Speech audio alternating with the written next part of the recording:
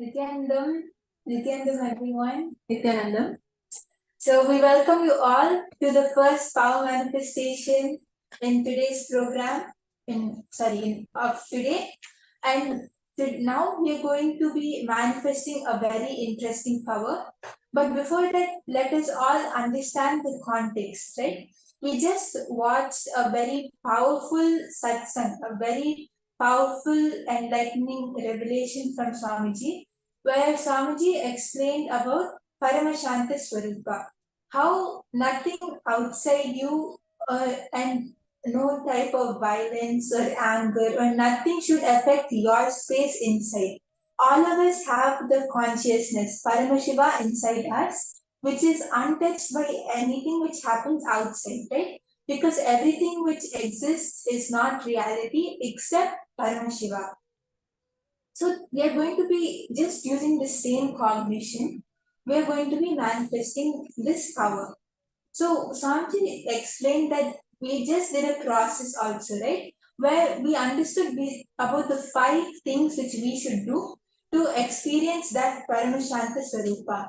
Whether it is Ajapa Japa or whether it is doing unclutching, meditating on Paramashiva or doing puja every day or whatever technique Swamiji has given, when we just follow them sincerely, we'll see how the Paramashanta Svarupa inside us starts manifesting. We start feeling it. And also, one very important thing which all of us should remember is we should never hold himsa. We should always be in the space of ahimsa, of non-violence. So just pulling this space, whether it is power manifestation or whether it is any other regular thing which we do in our everyday life, always holding this space of being how Paramashiva is, right? For all of us, Paramashiva is Swamiji. So just seeing how Swamiji is, that is how I should be. I should embody that space, that complete space of who I really am. Yes, I want to quickly add a little bit to this. One very powerful thing that Swamiji also shared about is the cognitions we hold, right? So what is the cognition we hold about ourselves, about life, how we feel about when the things are moving in life, when things are not moving the way we want? Always cognizing and establishing ourselves in the space of Paramashanta Svarupa, in the space that I am Paramashiva, irrespective of what is happening outside. When we are in that space, you will see that your whole life, our whole life becomes power manifestation. So much good will happen.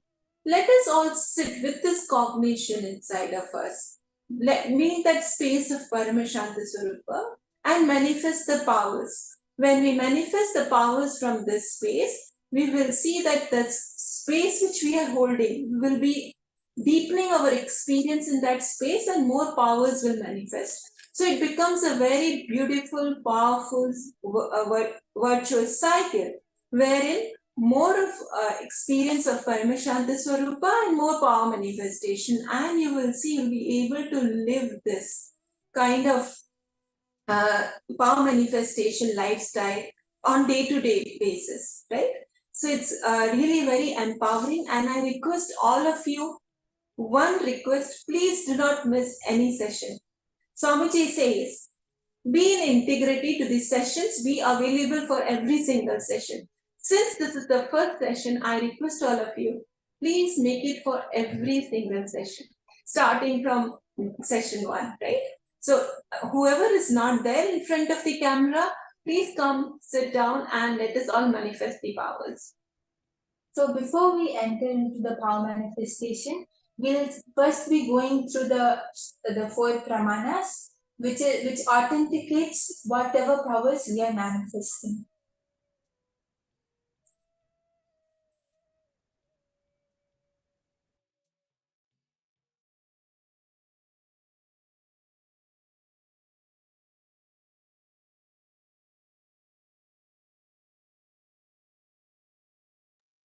So first is the Shastra Pramana, which is from the Vijnana Bhairava Tantra, Dharana 61 and Sutra 84. आकाशं विमलं पश्यन् कृत्वा दृष्टिं निरन्तरां स्तब्धात्मा दक्षिणा देवी भैरवं वपुराप्नुयात्. Where Bhagavan Paramashiva says, looking at the spotless, infinite etheric space, Akasha, beyond the sky and clouds, one should see and make the body and inner space steady and motionless. In that very moment, O Devi, one attains the nature and powers of the infinite space, Bhairava.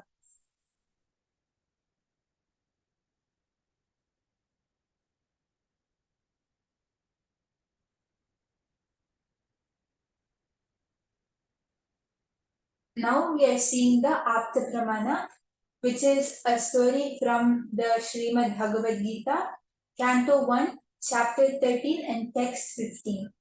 In the Hindu Purana Mahabharata, narrates the story of the great sage Maitreya who reveals the secrets to Vidura, the story of his birth in human form and reasons for all of his suffering. Sage Maitreya accessed the Akashic records and told Vidura that he was not an ordinary man, but in fact was an incarnation of Yamadharma, the Lord of Death. He was to play the part of a so-called Shudra for 100 years, being cursed by Manduka Muni. And this is the Atma Pramana, the accounts from the life.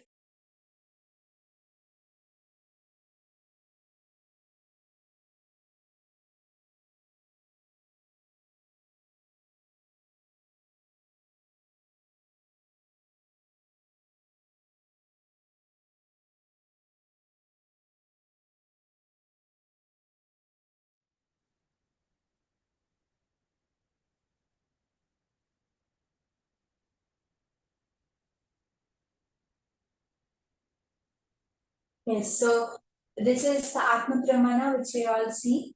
So this is the yes, this is the sharing of a devotee of how she had won the lottery just as Bhagwan Kalabhaiva predicted. This is from Abhirami Ma from Canada. So at a time when I did not know what to do with my life, Swamiji took time to help me in many ways. Swamiji looked at my horoscope and told me I will always have lots of money. I wondered how would this be since I wasn't working and I did not have much money. In August 2013, when my mother and I did the 10-day inner awakening program, I asked Swamiji if I can ask Kalabhaiva about the Kotishwara Yogam, millionaire possibility in my horoscope. Swamiji told me to ask Kalabhaiva. With so much compassion, Swamiji brought Kalabhaiva to us, and I asked Kalabhaiva the question. And Kalabhaiva told within 2 years money will happen and blessed that he would protect me and not to worry. As predicted by Kalabhaiva, within 2 years, my family won the lottery, where the chances of winning are 1 in 14 million. Wow. Yes, so all of us can see how Swamiji himself has manifested this as a real experience in his life.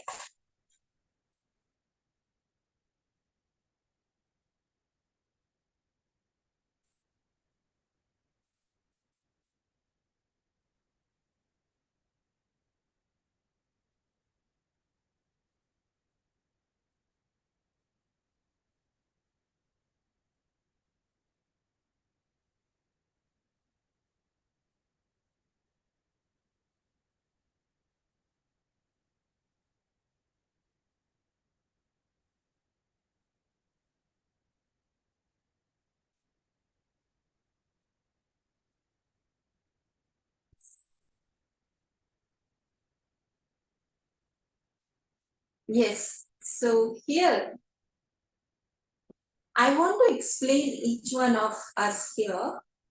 What are these pramanas? These pramanas are the references, right? references at various levels to tell us all that this is all truth, plus for us to get inspired.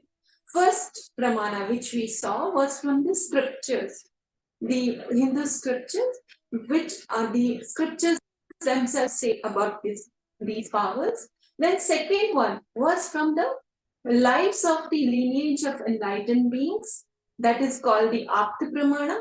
And then the last one, the third one was Atma Pramana, which is the references from the life of the SPH himself, wherein the SPH manifested these powers. Now it is our turn, right? After we being initiated into these powerful cognitions and powers by the SPH himself, we need to manifest these powers. And this becomes one more reference, right? One more thing to look back and get inspired and see, wow, so many of us are manifesting and have manifested in past. So it's very, very empowering for each one of us, wherever we are, that we can manifest these powers. Yes. So now with this same cognition, we are going to be understanding what exact power we are going to be manifesting. So now we are going to be manifesting the power of Akashic readings. And this power of Akashic readings is a power where we connect to Bhagwan Kala himself. And there are actually many different levels of it. There's super advanced level, there's a beginner level, and there are many levels. So now we are going to be starting from the beginner level.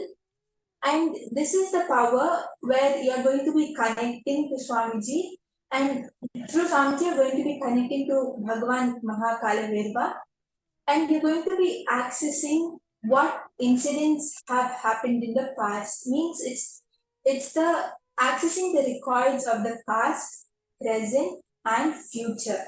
Where you when you connect to Swamiji, when you connect to Kala, at that time, Swamiji will raise the level, the frequency of your space, of your being, where it is. And when the level and the frequency of your being is raised, you'll be able to see all the records, all the Akashic records which are kept of everything which has happened in the past, in the present, and which is going to happen in the future. So now the exact power which we are going to be manifesting is, we are going to be scanning an incident, a verifiable incident which has happened in the past. And many of you might actually be thinking that, okay, I'm sure many of you are new to this program, and many of you have not manifested such a power yet. And you're like, okay, what is this, like such an advanced power, Akashic reading? Actually, it is not about the power, whether it is an advanced power or whether it is a super simple power. However you take it, it's all your cognition and my cognition. It is all our cognition of the power being difficult or easy. But what we have to do from our side is just one simple thing, which is connecting to Swamiji.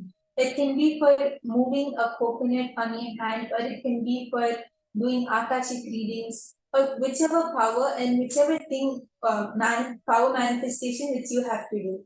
So now we are also going to be doing the exact same thing which we do every single time in power manifestation, which is connecting to Swamiji. That is the key thing which we have to do, right? Swamiji says that if I have to flow through you, if you want me to flow through you, then you have to give that yes. You have to become a clear channel. That is only when I can flow through you and I can express myself through you. So that is only what we have to do. And I would actually like to share my own experience of this. So this is when I was new to Gurukul, and at that time, the only power which Swamiji had introduced was third eye reading.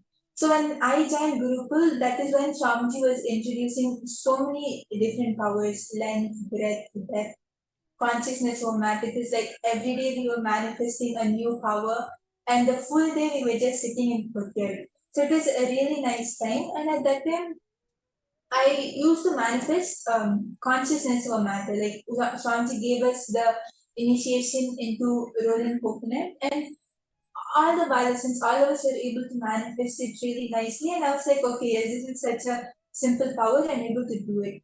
Then after that, the next day, Swamiji initiated us into the power of breath. And at that time, how we were told to manifest it is, one person in front of us would open a painting of a famous painter or any artifact, and we would have to scan and paint exactly what it is with full details, whether it's the vase, the color of the vase, or the how many plants are there, or what type of painting is it, from which is it, from the Renaissance or the modern period. We had to do everything, and I was like, oh my god, I'll not be able to do this. Then at that time, the Balasins who was sitting with me, she gave me the same powerful cognition that it is not us who's manifesting powers, right? The first thing which we have to understand is it's not you or me who is manifesting. It is only Swamiji who is manifesting through us.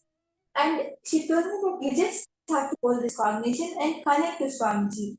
Just at that time, we didn't have the Mahavakya, but she told just hold Swamiji's image in your inner space, just have the feeling connection with Swamiji.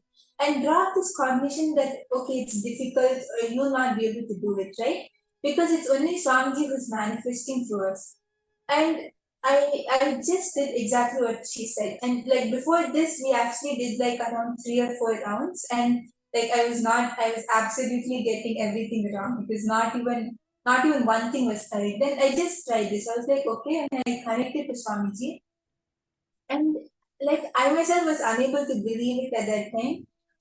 The moment I closed my eyes, I just decided to do this. But even before I started, even before I connected to Swamiji or did anything, I just closed my eyes and I could see a clear image. Like I could see a perfect clear painting in like with my eyes closed, and I was able to draw the whole thing with full detail. And we actually, when we matched the pictures and saw, it was like accurately correct. Like I was like, oh my god, it's such a powerful thing. And it's like Swamiji knows us more than ourselves, right? When we give the yes to Swamiji, that is when Swamiji will flow through us. In fact, Swamiji is waiting to flow through every single one of us. It is just the yes which we have to do. As Swamiji says, if you take one step towards me, I'll take 10 steps towards you. So let us just hold the same powerful cognition. Yes, so interesting. Thank you, Mom Yoga, for sharing this. And I'm sure all of us are very excited and inspired here. And who doesn't want to experience Swamiji, right? So Paramashiva is waiting to flow through each one of us. I request all of you to please get ready. Let us all sit straight with our head, neck, and spine in straight line. And if all of you have Otta, I request all of you to please apply it on your third eye, on your temples. And when we are manifesting this power, you might like you'll see many different things. It can be a date, it can be a color, whatever details Swamiji shows, makes you to write down everything because it is an incident which we are spanning. So it can include anything and everything, right? And when you manifest these powers, having the Aushadha is yes, having the Aushadha is actually something which will really help you. So it's like a supporting tool. So whoever has the Aushita, you can get it in part. And now we'll be starting the cow manifestation. So I request everyone to get ready. And we are going to be identifying the details of what happened on a particular day, as I just explained. No? So we are going to be finding all the informations, whether it's the date, the incident, whatever happened, and when was it, all the information about that date.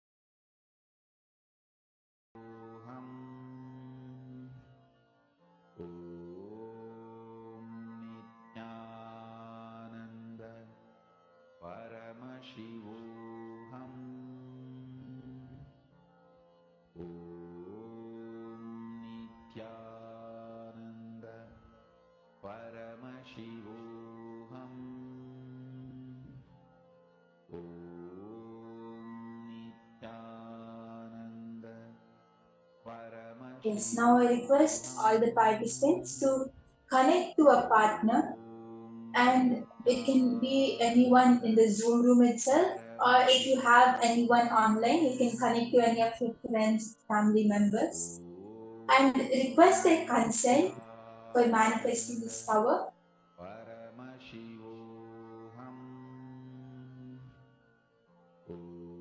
And once you connect to a partner, request all the participants to ask your partner to give you a particular date without revealing its details, the location, or whatever happened on that date.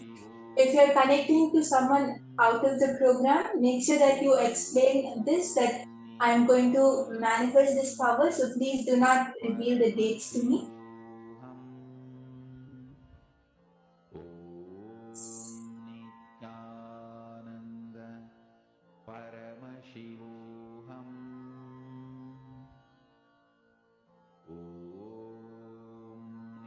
I request all of you, let us take 2 minutes and please connect to your partners.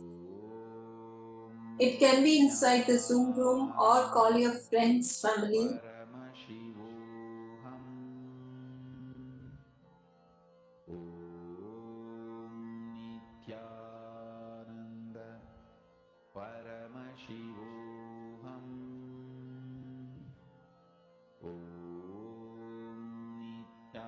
And once you have connected, I request you can even post in the Zoom chat so we would know that you are ready.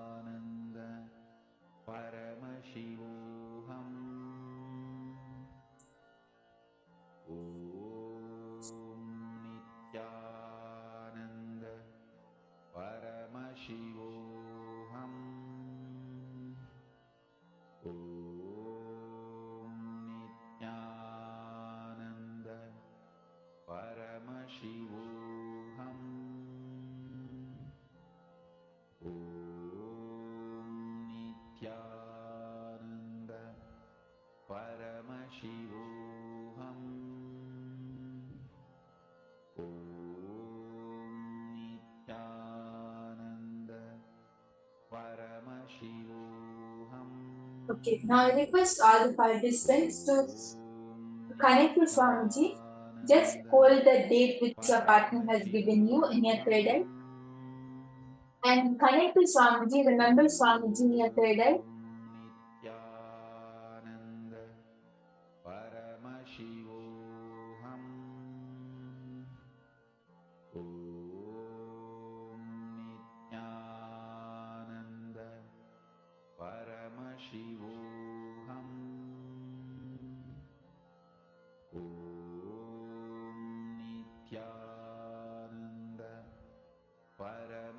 And when you connect to Swamiji, you'll actually see that many details start coming. So you can even pen them down.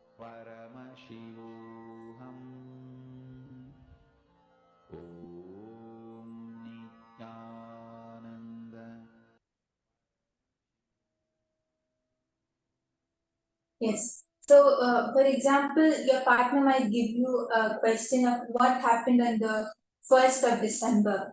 And you see that, okay, there is a birthday party happening and it was her 15th birthday. So you can write down, okay, I was able to see it was a bright sunny day.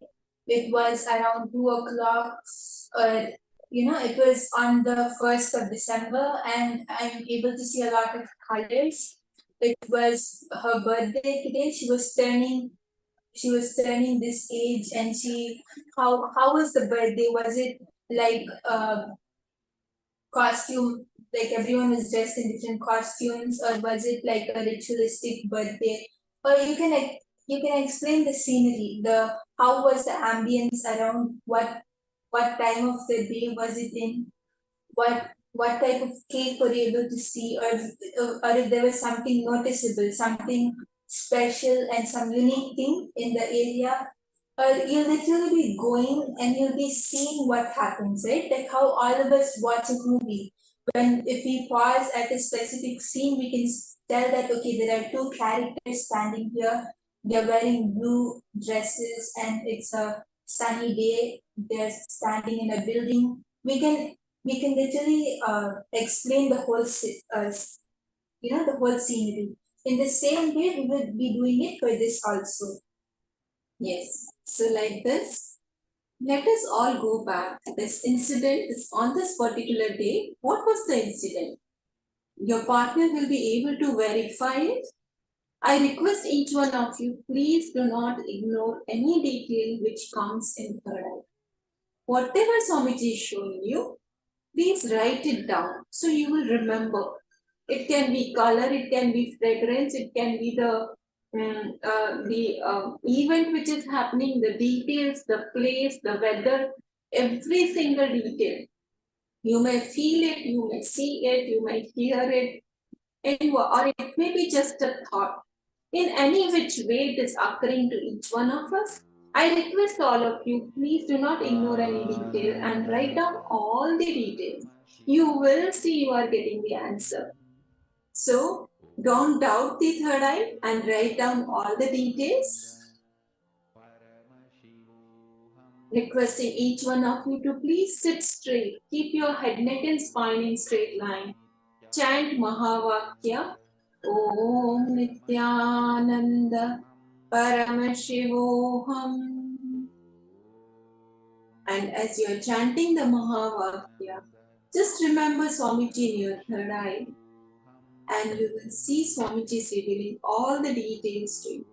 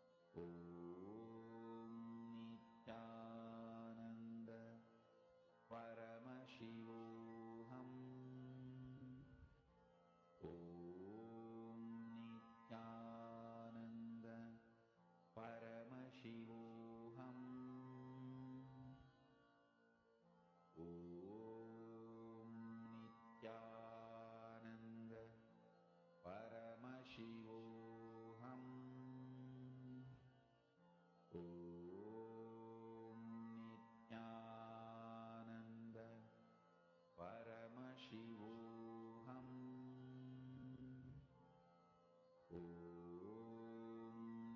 Nithyananda Paramashivoham.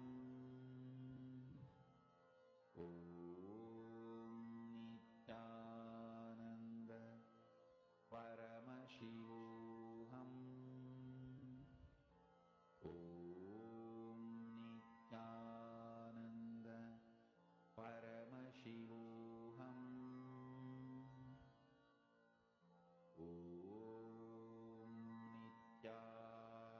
Nithyananda Paramashivoham. Nithyananda Paramashivoham.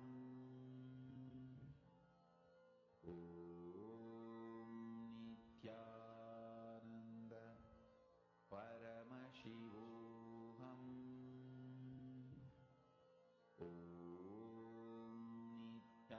Nithyananda Paramashivoham. Nithyananda Paramashivoham.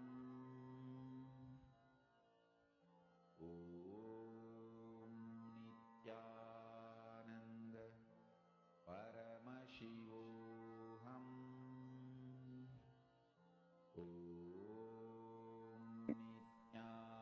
As Swamiji is revealing the answer to you, you can start penning it down, because actually for this cover, you'll see a lot of details which will start coming. You will see the different colors, dates, incidents, and you'll see the place also. So there'll be a lot of details, so you can start writing down whatever Swamiji is showing. And even if you feel that, oh, I'm not able to see anything yet, or nothing is clear, I'm not sure what I should do, then also it's completely fine, because all of us are practicing and all of us are manifesting, right? And Swamiji actually gives a very powerful cognition that when you decide to manifest, when you decide to sit and manifest powers, when you connect to me, that is when the power manifestation starts. It's not about whether we are able to see the results or no, right? We verify it and we see how how much proof is there, and if it's really manifested for our to satisfy us and to give confidence to ourselves. But the power manifestation starts when we decide to manifest and when we connect to Swamiji. So the power manifestation has surely started in all of us. It might just take a little time to evidently be seen or evidently project out of some people, and it might be already visible and already manifesting outside for some people. But all of us are manifesting, and just the decision to sit and manifest will surely make it possible, and it will make your manifestation evident also. But just that you just have to connect to Swamiji and drop the cognition that, oh, I'm not able to manifest it, I'm not able to see anything yet. And when you drop that, you'll see that you'll actually be able to see the answer, you'll actually be able to manifest it correctly. So all of you can start sharing your answers with your partner. Whatever Swamiji has shown you, you can start sharing all those details, where they were, what happened on that date, what was their dress color, etc. All of you can start sharing the incident which you scanned.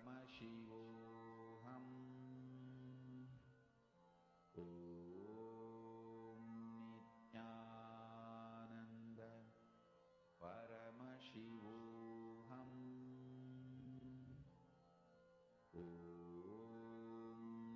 Nithyananda Paramashivoham.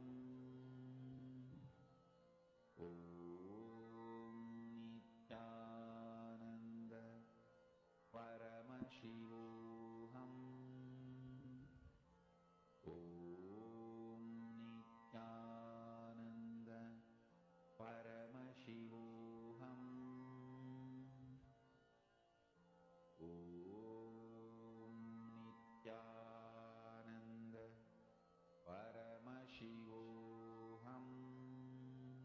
Yes, I can see that many of you. Nithyananda Paramashivoham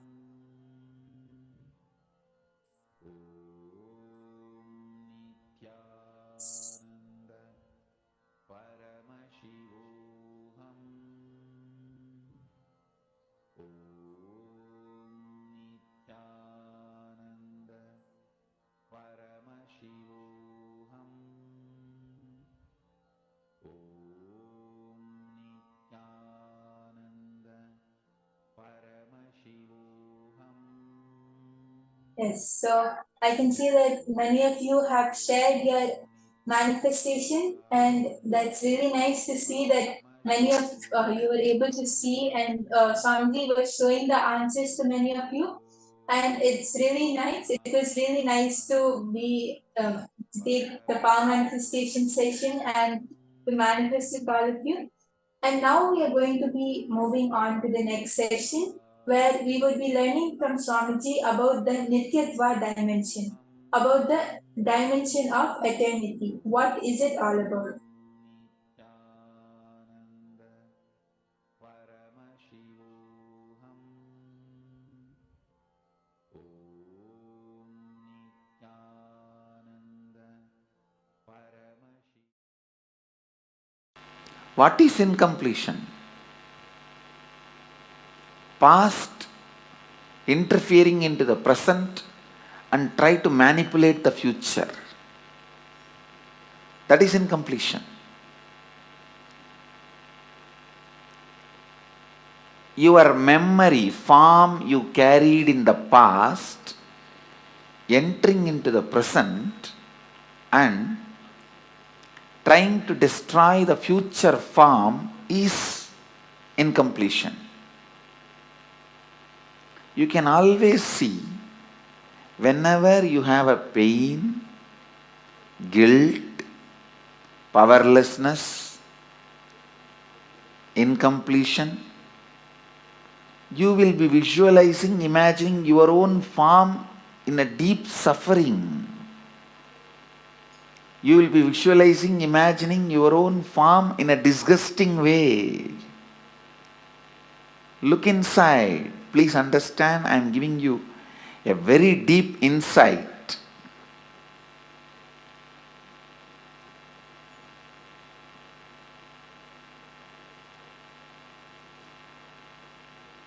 Whenever you are powerless, angry, violent, incomplete,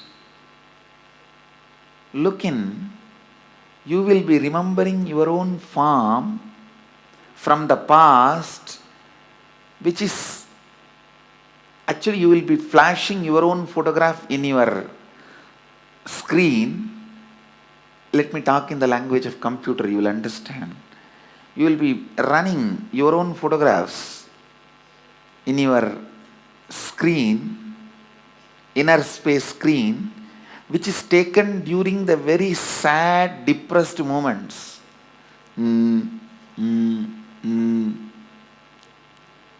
What can I do? Lost, over. That kind of the photographs which you have taken at the wrong moment and preserved, stored in high resolution, in a stupid way, in your inner space, you will go on be replaying them. See, whenever you are powerless, you are not going to remember the full smile photograph of you or the ecstatic photograph of you. When you remember that, you are going to be in the space of completion.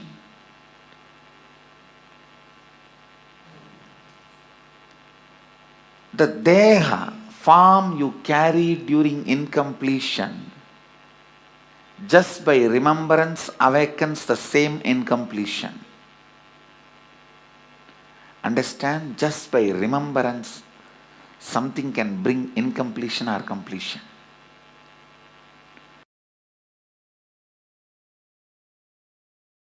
The moment one incompletion is triggered by somebody, then that's all. You don't see the world anymore.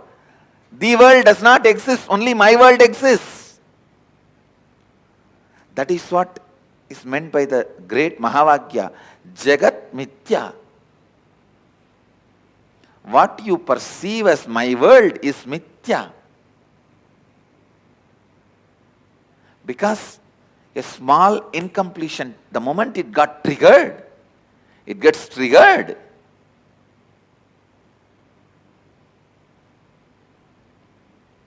A small incompletion, the moment it gets triggered,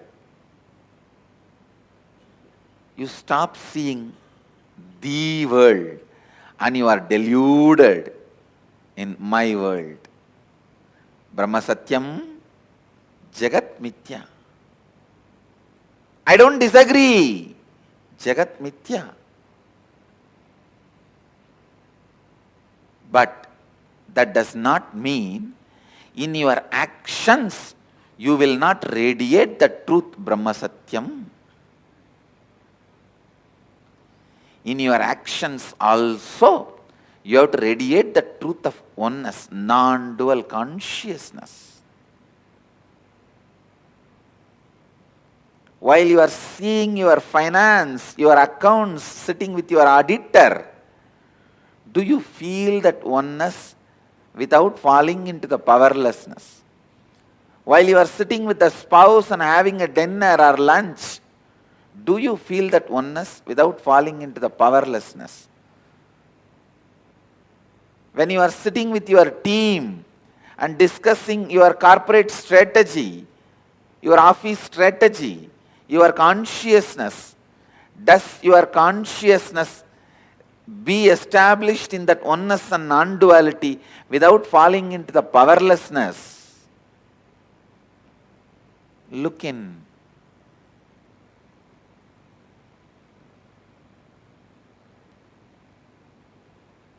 Just your back pain disappearing is not the result of Advaita.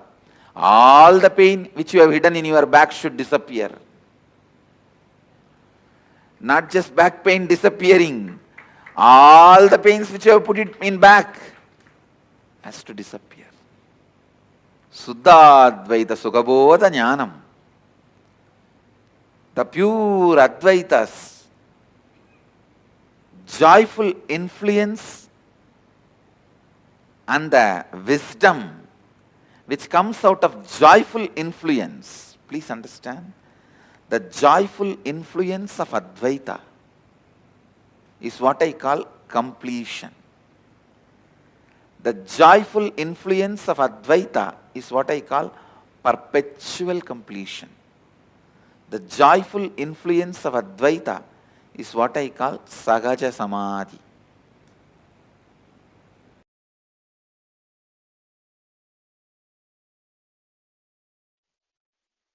Paramashiva's own reflection, his own reflection in this universe is yourself. Yourself's original source in the parallel universe is Paramashiva. Listen.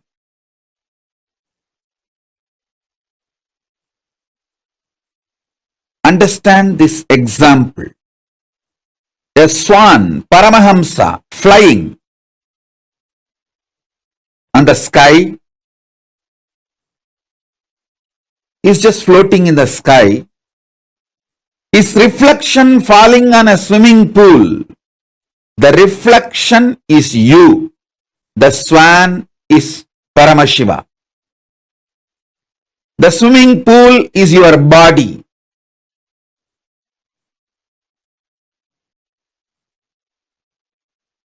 Understand, the moment reflection looks back to the source, it realizes it was, it is, it will be forever Paramashiva. Sometimes the reflection feels it is being hurt by the waves in the swimming pool.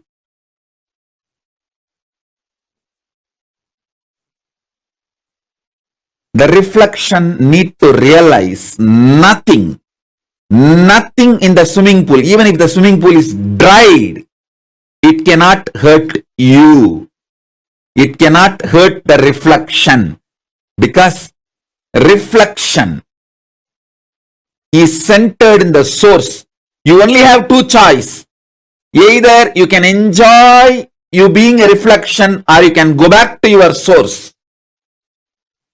Beautifully, Paramashiva explains to Devi, anything goes circular.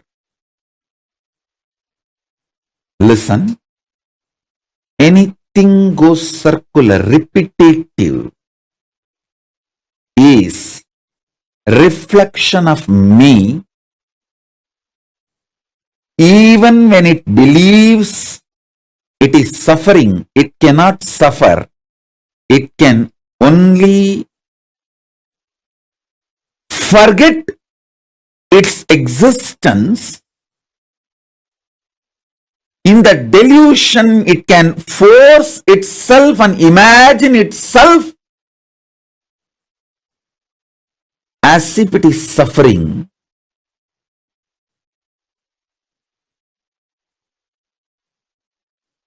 When that reflection looks back at the source, it realizes it is Paramashiva. It can never suffer. Listen. Listen to this deeply. You in the parallel universe is Paramashiva, the great swan floating in the space. The reflection of that great swan on the swimming pool in this universe is your individual self. That swimming pool is your body.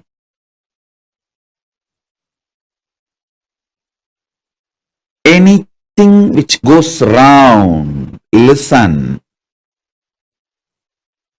Paramashiva explains so beautifully.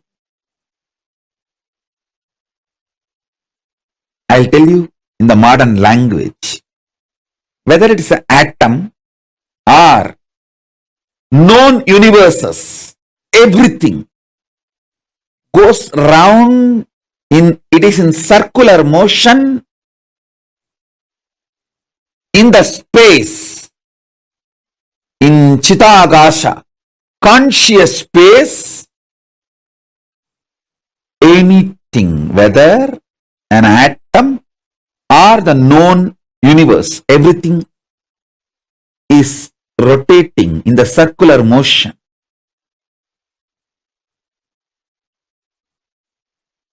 What is created in the circular motion is called circular time. The time which circles, repeats itself.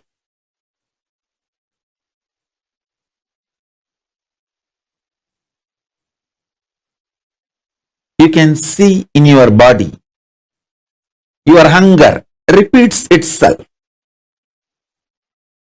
Your number 1, number 2, number 3 repeats itself. Your sleep repeats itself. Your patterns repeat themselves. Your decision to smoke, your decision to drink, your decision to be addicted to something, everything is repetitive. Understand? Anything which repeats is in the circular time motion. It is within the field of Nirantaratva but not Nityatva. It is within the field of Nirantaratva but not Nityatva. If you know, anything which repeats does not hurt you, cannot hurt you. You are liberated from time. You are liberated from Kaala.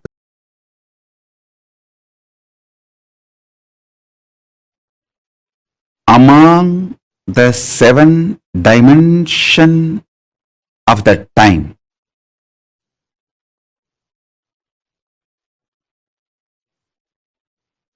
space before the past, past merging into the present, present evolving as future, future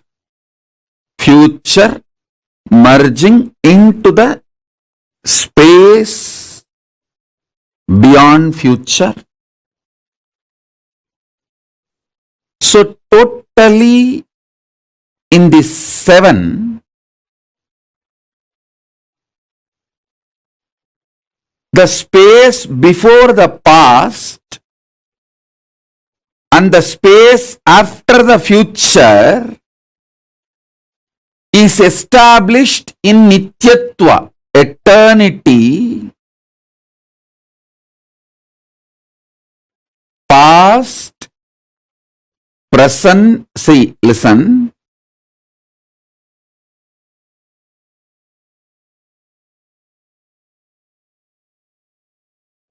past becoming present, present evolving as future. This 5 is Nirantaratva. In this Nirantaratva 5, only the present moment touches Nityatva. So, if you want to enter into Nityatva, voluntarily, if you want to break this Kaala Chakra consciously, the door is open only in the present. The cumulative effect of all the practices you did and the initiations you received enters into the present.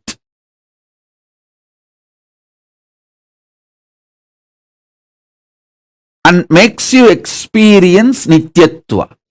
Listen. I wanted all of you to remember the cognitions I gave about Nityatva and Nirantaratva. Nityatva is 7, Nirantaratva is 5.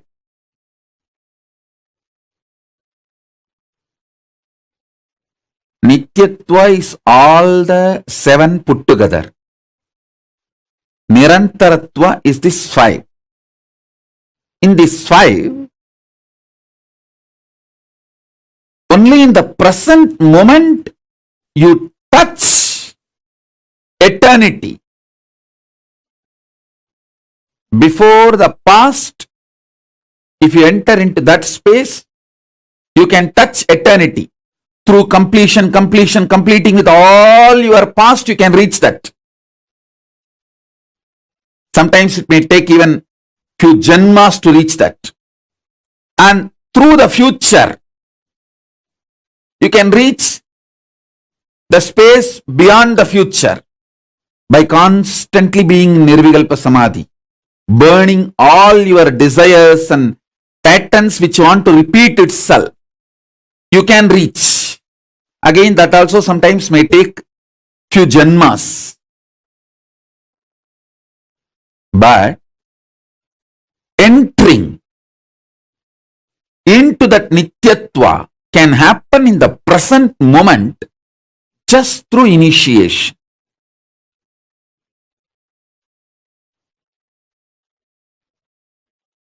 remember the definition and the revelation about Nityatva. Remember the truth about Nirantaratva. Remember the next statement I made. You can reach into Nityatva by going before the past. You may need to complete the past. By completion, you may enter into the space before the past. You can enter that way. That is also one path. There is another one path where you can enter into the Nityatva by exhausting all your future. By being in Nirvikalpa Samadhi, you burn all desires, all seeds, all bijas which can manifest your future, all karmas burnt. And then you enter the beyond future space Nityatva. That is also possible. But both will take few births to achieve. At present, in this very moment, through initiation, I can put you into eternity, Nityatva. In this present, three things are going on inside you. The identity default you cherish, and the identity you consciously want to manifest, and the struggle between these two identity, your doubts, hatred, denial.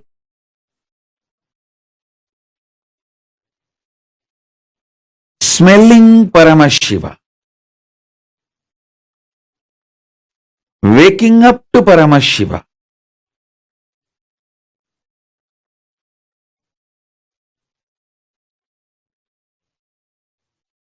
waking up to this highest.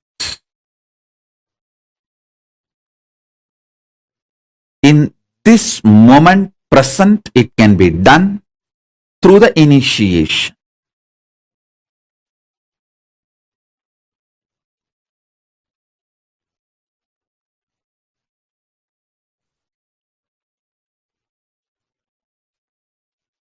So understand,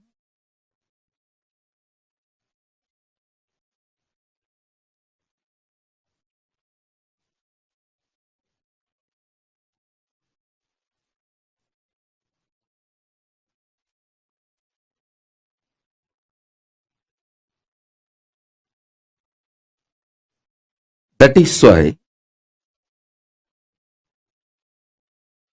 always the ultimate manifests through initiation. Small things you can achieve on your own through tapas. But the ultimate is done only through initiation. It is only the transmission of lamp from fire. The fire is lit. From a lamp, living lamp, another lamp is lit. So, smelling Paramashiva, waking up to Paramashiva,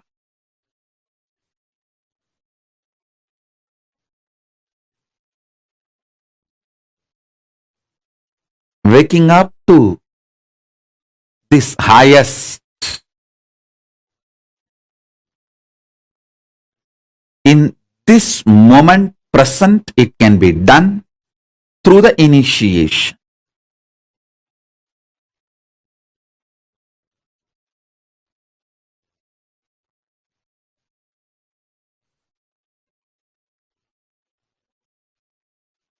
So understand,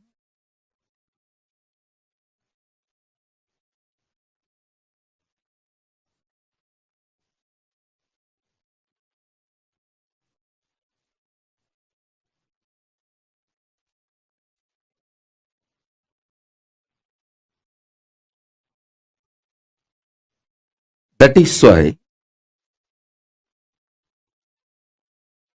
always the ultimate manifests through initiation.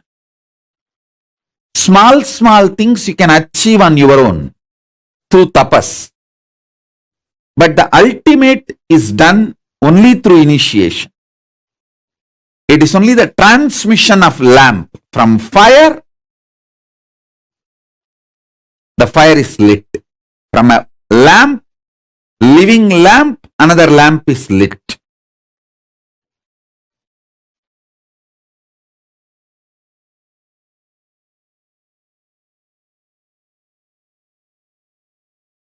I'll explain this eternal, the truth of eternity. Understand? Many of your patterns, sufferings, fears are impulsive, not existential based. If you decide to sit with you and relaxed way look at you and have a matured conversation with you, much of your fears have no place inside you. If you just want to throw tantrum, how can he do that? How can she do that? How can this person do that? How can that person do that? If you are interested in throwing tantrum, all the fears, greed, everything has a place in you. But this constant tantrum based reaction and action, the life you are going to manifest around you is going to be hell. Listen to that truth. See, the constant tantrum throwing, violent hatred, action, reaction, you are going to create hell around you.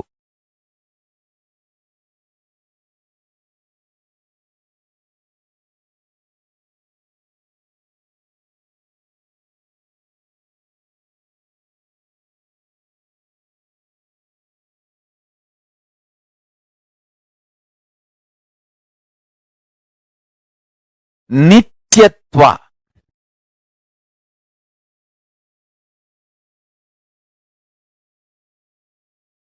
I can use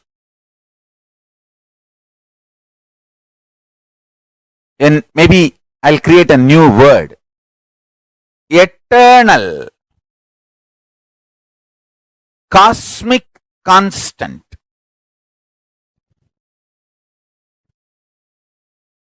It is actually one of the dimension of the universe. One of the fundamental quality you need to access the eternal dimension of you is having restful, matured conversation with you. What am I doing? Where am I going? I am going to be eternally alive. Am I planning and building my life for that? Or am I just agitated, tantrum throwing child, thinking that there is no tomorrow? When it comes, let me face. Understand? All suffering is nothing but having this attitude. When it comes, let me face, and when it comes, you will not be able to face. That is a suffering. Understand? This is two important statement I am making.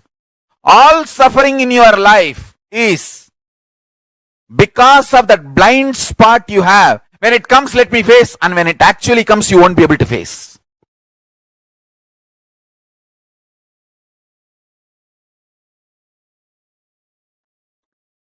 In the past, You have a full freedom to form opinion about your past, and you have full freedom to create the possibility of your future. This clarity you will get only if you decide to do tyaga. Listen. I am freed. I declare boldly. I am freed, liberated from sufferings once for all. Suffering related to past, suffering related to future. Because I decided to do tyaga. Understand? You can always sacrifice the achievements, pleasantness, bliss, joy related to your past. You can always forget that you completed PhD. But you can never forget you got delayed for one of your examination because you spent time with your girlfriend, or you slept and you did not appear for that examination. That pain you will be carrying even now. Sacrificing the past related pains, understanding even factually many of your pains are unjustified and incorrect. Understanding, even factually, your pains are not supported, justified by the reality, real happening is completion. I am repeating. Even factually, as per the real happening, what has happened, if you look what has happened from all dimension, even your pains are not justified. Your pains are not really right. Even your pains do not have justification to exist in you. If you see the past happenings multidimensionally, is completion with the past. I tell you, how much ever you say, no, I know I have some pains which are absolutely justified. No.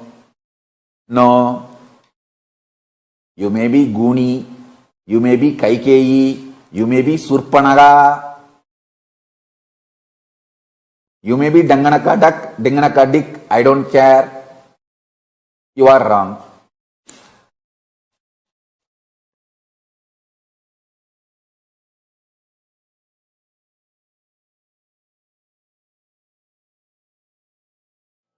Paramashivoham. Om Nithyananda. Paramashivoham. Om Nithyananda. Paramashivoham. Om Nithyananda. Paramashivoham. Om Nithyananda. Paramashivoham. Om Nithyananda. Paramashivoham. The Nityatva and Nirantaratva dimensions of the time. Swamiji very, very beautifully explained to all of us about what is time. The idea, the understandings that we have about time, Kaala. The space before the past itself, past merging into the present itself, present evolving as future, the future itself, and the future merging into the space beyond the future. The space, all these seven put together forms time. All of us would have always heard about past, present, future. That's all is time for us, right? But there are seven dimensions of what we know as time. Space before the past itself, past merging into the present moment, present evolving as future, and the space beyond the future. Now, the space before the past and space after the future is established in Nityatva. It's very important for us to understand this. What Swamiji is revealing, this is such a profound truth. Just if you cognize this one truth, you will be empowered so much in the way you meet time. Because we all get so bored and frustrated about the concept of time, that beyond a point, time starts tiring us. We start getting tired of time.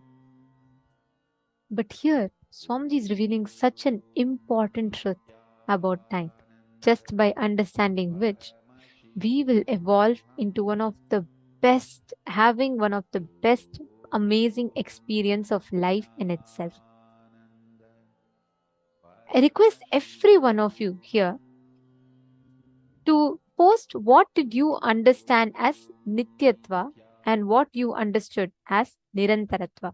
See, the seven dimensions of time, right? The cycle of time. So there is space before the past itself, past merging into the present itself, present evolving as future, and the future itself, and the space beyond the future.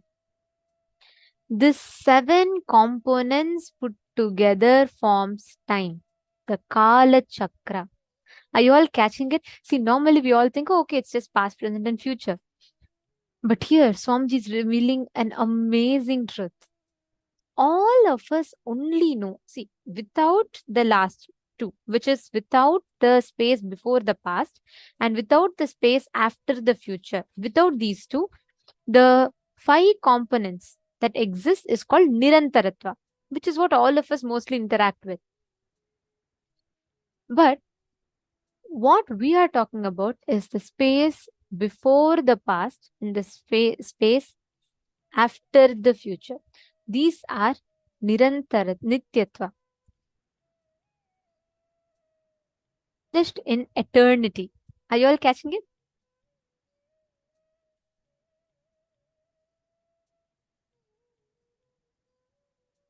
Just this one understanding, having this one understanding will completely shift this, because you will now know you are not limited to, or your understanding of time, your existence, Kala is not limited to you experiencing this.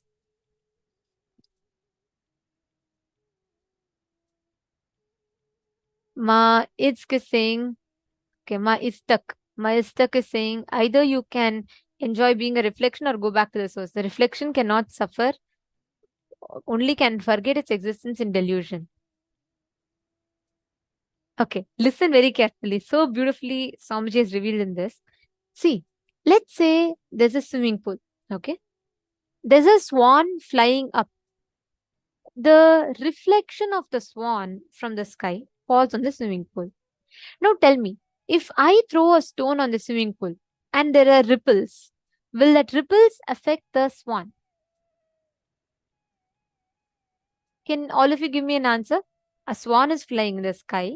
There's a pond. I'm throwing a stone on the pond, on the reflection of the swan in the pond. And there are ripples being created. Will me throwing the stone on the reflection of the swan affect the swan that is in the sky? Yes? No? Yes. Obviously, it's a no, right? Of course, it's not going to get affected. Same way, Paramashiva, is the Paramatma, means he is that ultimate soul which exists. All of our body is a mirror. That ultimate soul is being reflected on us. Your soul, we think, we get so attached to it, thinking this is my body, this is my life, this is my family, this is my world. We get so attached to it. But it is like the swan crying, saying, oh, how can he throw stone in my ripple? You can never be a Paramahamsa, the supreme swan. Paramashiva is that reality. We're all the reflection of Paramashiva in the human bodies. That is what Swamiji so beautifully reveals through this. Whenever you are established with in the Nityatva dimension, you can never be stuck. Just deciding to be in present. See, the whole thing, right? The past, the space before the past, the space after the future, the whole thing is connected through the present moment. That is why there's a very beautiful line Swamiji tells. Swamiji will tell, past is the history, future is the mystery, present is the only gift that we have. That is why it's called present, gift. If you keep going on to your past, your history, you're going to waste time. If you go into the future, the mystery, you will not have surety of anything. You'll suffer with insecurity. The only thing that is a gift to you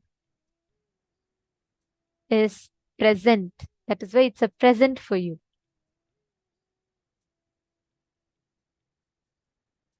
Understanding? So don't get stuck into the past. Ma Priyatma Surupini is saying a beautiful quote. Yes, I love this when Swamiji had told this in one of the satsang, and it's such a powerful, isn't it so true? Past is the history, future is a mystery. Only present is a gift for us. That's why it's called present. And whoever is in the present moment receives that gift. Understand, all the baggage of the past that you try to constantly put into the present moment, or your insecurities about the future that drives you in the present moment, both are not giving you the experience of present. See, it is like, let's say there are two, like there's a parabola or a hyperbola, right? And then there is a point, that x. Now, where exactly the point touches the line, right? Let's say there's a circle, there are two circles, like two things, two semicircles going. The point in which this and this meets, that point is called present moment. Now you have the space which is before the past, you have the space which is after the future. So there is, like, just visualize this, right? There's a space before the past, there's past becoming present, there is present evolving as future, there is future. This is our normal time, Nirantaratva. Now, there's a space after the future and there's a space before the past. The only point that enables you to access that is the present moment. Only when you are in present, you can experience Nityatva. That is why present moment is very important. Sometimes the reflection starts feeling it is being hurt by the waves in the swimming pool. That is the beginning of delusion. You just need to understand this. The key, the truth in this whole game is, what are you cherishing as? Do you cognize yourself as a reflection, or do you cognize yourself as a swan? If you think you're the reflection of the swan, then every stone that is thrown in the pond, you will get affected by it. But you just need to realize, hey, you're flying beyond it. You're not, none of the stones can touch you. You have only two choices. Either you can enjoy being a reflection, or you can go back to your source. That is why in this session, Swamiji revealed a very important truth. Like Swamiji said, anything that goes circular, anything repetitive is a reflection of Paramashiva. Even when it believes it is suffering, it cannot suffer. It can only forget its existence in the delusion. It can force or imagine itself as if it is suffering, but it cannot suffer. I request every one of you to take a few minutes and do this one exercise. Write down all the moments from your past which you feel you're stuck with. Like your pains, your sufferings are not justified even logically, even factually, right? Just take a few minutes, write down some suffering, some pain that you hold on for a very long time. You've been holding on to it, you've not completed, you've not been able to move on from it. Could you all take a few minutes and write down? At least list down 5 such things.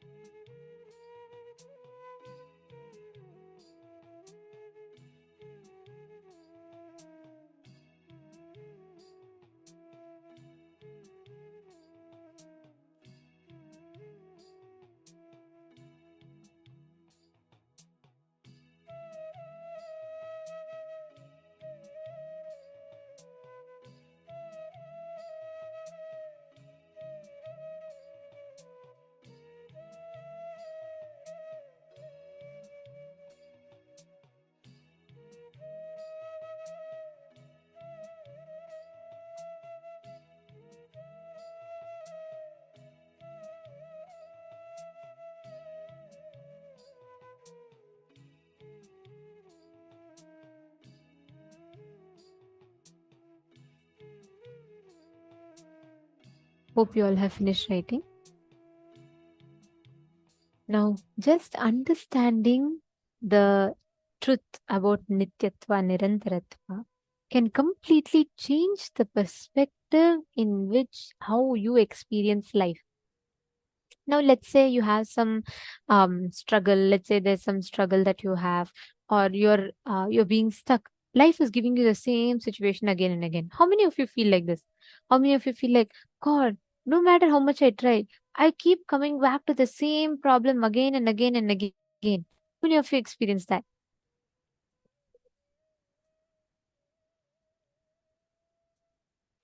Understand why does that happen? Because the whole life we spend in oscillating between past to future, past to future, past to future. We forget to experience the present moment from an unclutched space. For example, you have some kind of a problem. You may already make a decision that this is how it is going to be appearing. This is how the problems are going to keep on coming, and you fix that as a decision in you. And from that decision, you operate, which means what? You're already creating space, you're welcoming for the problems to come. Naturally, problems will come. And then we say, oh God, did I not tell? Exactly, it's repeating the same way. That is what Swamiji tells us, being stuck in that Nirantaratva, not the Nityatva. Okay, Ma Istak is asking that, can you explain more about this repetitive fight? What is the difference beyond past and beyond future? Are those not part Nityatva eternity? It is just to visualize that comes from different directions, path of time. Okay, very nice question, Ma. So, my stuck. First, understand your past becoming present, present becoming future, future. These are all Nirantaratva, which means they keep repeating in the same loop for you. It's the same kind of a, what do you say, like a machine. Um, let's say an example, like how it's like a wheel, right? Continuously it keeps going the same motion, which means your every moment that pass becomes a past, becomes present. From present it is in the past or evolving into future. Like this, past becoming present, present becoming future is a continuous loop that we're all in, right? Now, the same thing, the space before the past and space after the future is what we call as unknown, unpredictable. Like, for example, can you predict to me what will happen in your life in the next 10 years? There's a space which is after your future, which is not in your control, right? Are you catching what I'm saying? There's a space before your past, again, which is not under your control. So understand every moment of your life, Master, your all the different fragments of life that is repeating to you. If something is repeating to you, it's within Nirantaratva. Means it is either your past becoming your present again, or your your present becoming your future. It is only in this loop. Again, future becomes past. It is only in this loop. But there's a space after the before the past and after the future. That space is Nityatva, the place where you exist absolutely in the present moment. You're neither clutched about the past nor you're afraid of the future. That moment is Nityatva. Actually, whenever you all manifest powers, right, you literally get tuned into that space of Nityatva and you manifest from there. All of you can sit now. Can I request every one of you to sit? And you're going to be manifesting this space of Nityatva in you. Apply this one powerful cognition and start manifesting. Let us do something same like how you all did in the last round, where you identify the details of what happened on a particular date in a particular person's life. Let's say I give you the date of my 12th birthday. You will scan and you'll be able to identify precisely what happened, what dress I was wearing, where I was, everything on my 12th birthday. Like that, any verifiable past that you want, as per your choice,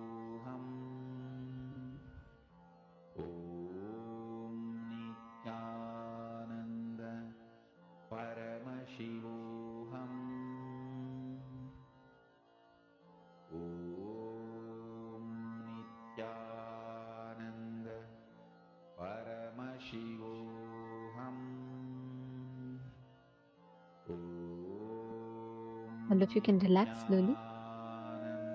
Now, this whole power manifestation that we're all doing today, where we're able to scan, identify the past incidents, understand this whenever you manifest this power, your ability to go beyond the understanding that you're bound by time will change completely. Means you will literally have the experience of how you can um how you can experience that completion, that breakthrough, whatever you call it, right? That experience starts happening in you. And in the next session now, all of us are going to be learning one of the most important and a very beautiful truth about how you can conquer your desires. See, please understand, only a person who has the ability to conquer his or her desires, only they will have the ability to manifest their desires. Suddenly we all have different desires that comes in us. Once we want to have be wealthy, once we want to go on a vacation, once we want to do something that makes us healthy, the next moment we want to eat junk food. There's so much of chaos in our inner space with in terms of all the desires, etc. But how do we exactly manifest that space where the moment you will something, you can manifest it?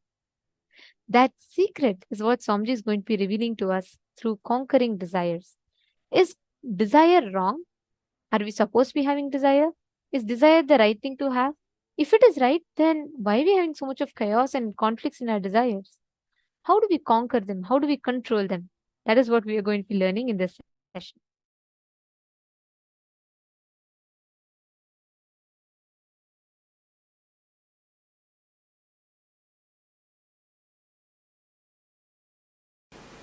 Your desires are your life.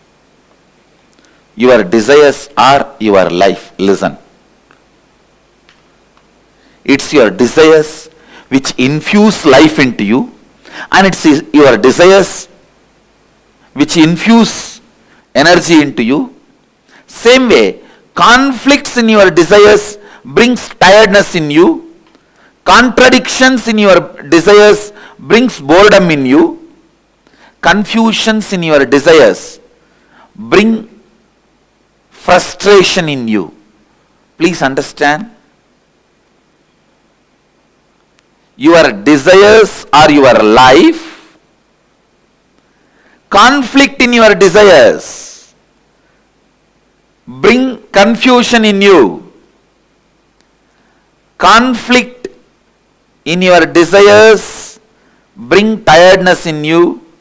Confusions in your desires bring frustration in you. Its contradiction in your desires bring boredom in you. Actually, if your desire is pure, every breath you inhale and exhale will make the desire into reality.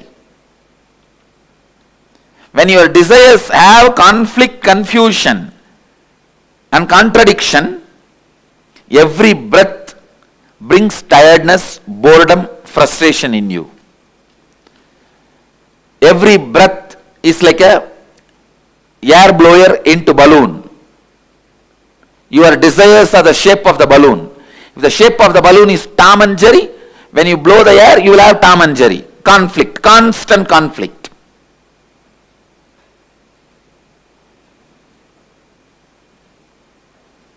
If the shape of the balloon is just round, when you blow the air into that balloon, you will have a round balloon. The shape of the balloon is tall. When you blow the air into it, you will see tall balloon.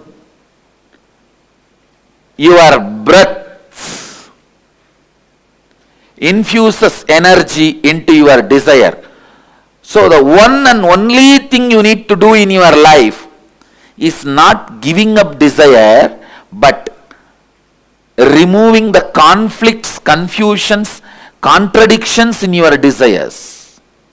Please understand, renunciation is not giving up your desires, it is giving up conflicts, contradictions, confusions in your desire. one of the biggest mess up happened in the field of spirituality is wrong understanding. Renunciation means giving up desires. That's the worst understanding happened or misunderstanding happened in the spiritual field. Raga means attachment. Araga means detachment. Viraga means renouncing the conflicts, confusion and complications of desires. You need viraga, vairagya. Viraga becomes vairagya.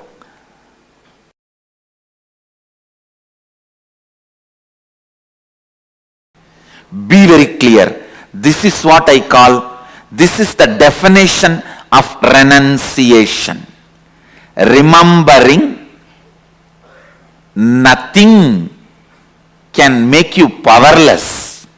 Anything removed from your life cannot make you powerless is renunciation. Vairagya, raga means feeling obsessed,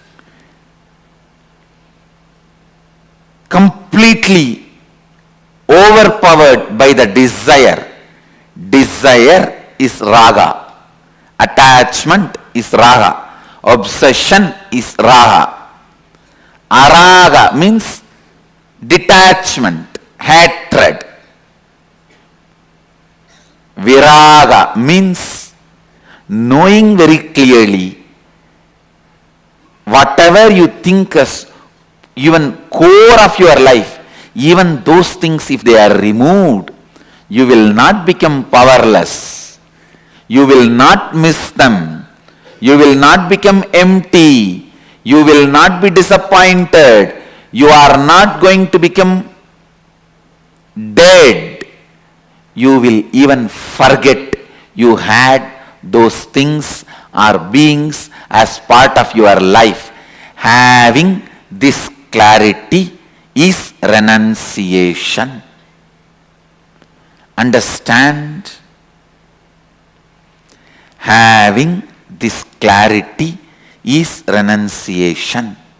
I tell you, this clarity, when it becomes your strategy in your life, business is war, your living is war, relationships are war, everyone is in their own Kurukshetra. Understand? Kurukshetra has never ended. Everyone has their Kurukshetra. Let this be your strategy for your Kurukshetra. No one can win you. No one can shake you. No one can frighten you. Be Vedanta Kesari, the lion of Vedic strength. I tell you, because I have applied this strategy, I applied this cognition in my life again and again and again, and I saw I always won the game. I always won the game.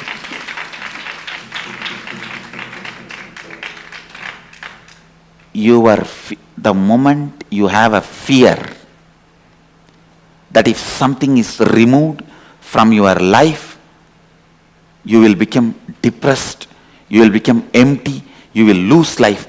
That fear becomes strength of your enemy. When he knows you can't be frightened, he becomes powerless. Understand? If you can be frightened, your enemy is powerful. If you can't be frightened, your enemy becomes powerless. I tell you, this simple understanding of me and this simple cognition of me anything can be removed from me. I will not become powerless. I will not become depressed. I will not lose anything. I will not be lost. I may not even remember that I had that in my life. Be very clear. The spiritual truth, when it becomes part of your cognition and strategy, anywhere you go, Krishna is driving your chariot.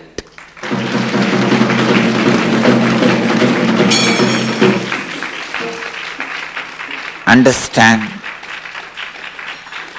Internalize just this one truth.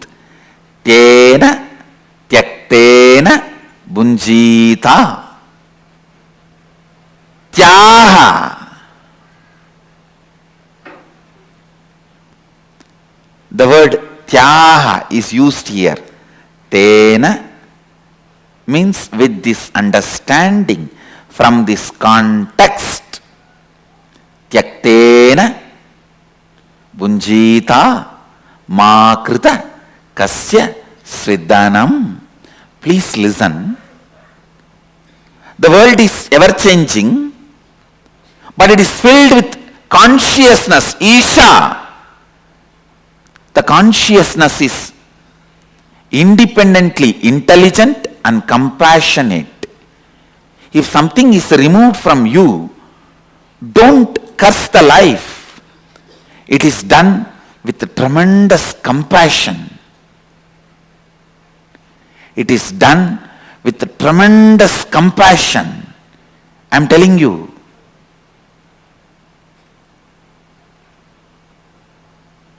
Here, Upanishads are declaring you to do tyaha, renouncing, you to renounce with this context of Isha Vashyam Idagum Sarvam Yatkincha Jagatyam Jagat. Means world is changing and it is established in changing and it is filled with consciousness, Sachidananda, which is intelligent, truthful, blissful and compassionate. I tell you, a blissful being will always be compassionate being.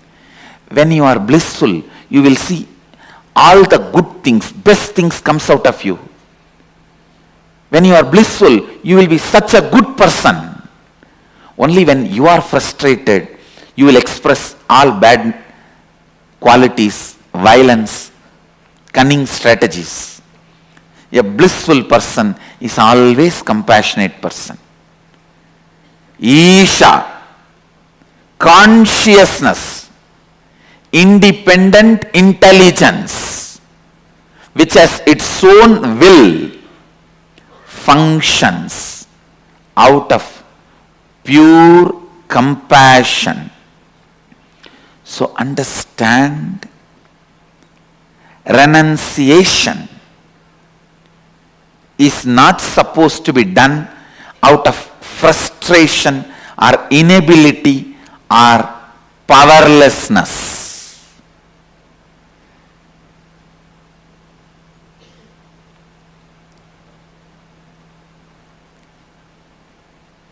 Whenever anything was removed in my life, I always saw life is only making me pure and it is celebrating itself through me. It is providing opportunities to reinvent myself. Understand? When life removes something from you, it is providing opportunity for you to reinvent yourself.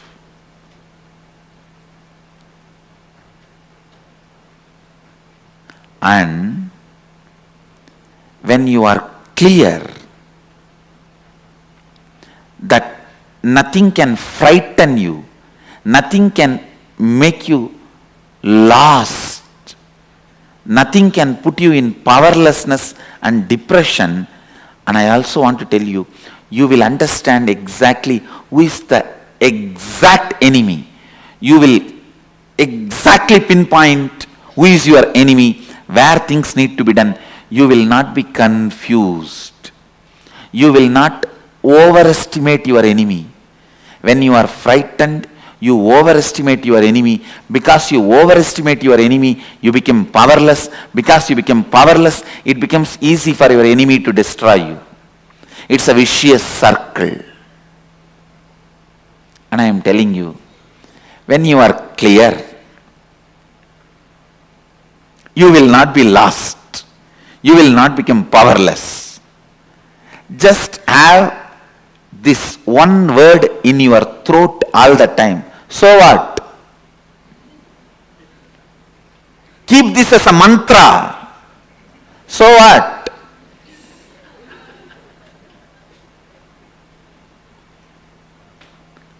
Know clearly. Nothing removed from you can make you powerless. And life removes it only to make you understand you can live without it. Reinvent yourself. Wake up.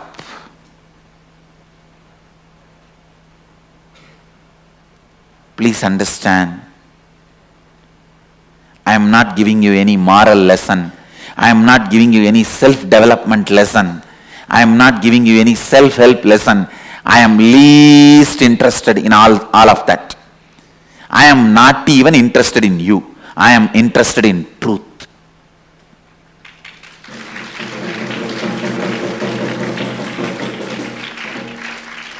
I am just interested in truth. I am singing it. Whoever wants to catch it, catch it.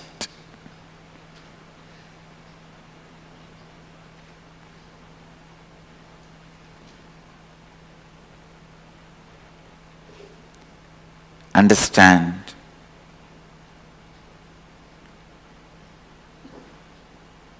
This one truth. Internalize. Internalize. Internalize. Today's homework for all the satsangis. List out 10 items which you really thought if it is removed, you will be lost, your life will collapse, but it was removed. Not only you are living your life now, you even forgot you had that once in your life as part of you. And I guarantee you will have 10 things, either persons or things or place, at least 10 things will be there. Pen them down and put it in your Facebook as a status. Pen the 10 things down, put it in your Facebook as status. With your own understanding of today's satsang, you paraphrase it.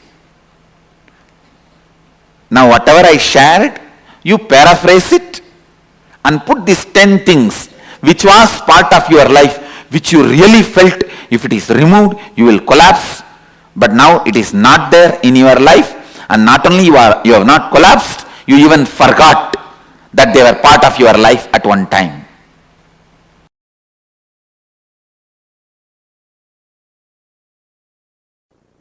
One of the biggest problem all human beings feel that they need to do a lot of actions, they need a lot of kriya shakti to achieve anything they want, health or wealth or enlightenment or powers. That is delusion. Please understand, you need sheer ichcha shakti, means will, desire, that's it. The desire itself is capable of manifesting kriya, the action power. Listen to these 3 words. Ichcha Shakti, your desire power. Power to desire, will.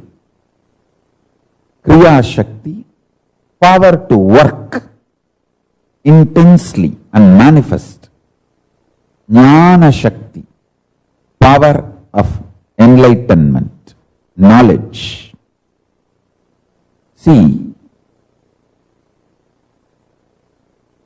one of the biggest problem all of you have is your delusion that too much of work is needed to achieve anything. Whether you want health, oh, I have to get up and do yoga, stretch my body. Only then I can have health. If I want wealth, I have to get up and go to office and work like a dog, day and night. Only then I will have wealth. First of all, you don't understand, no dog works.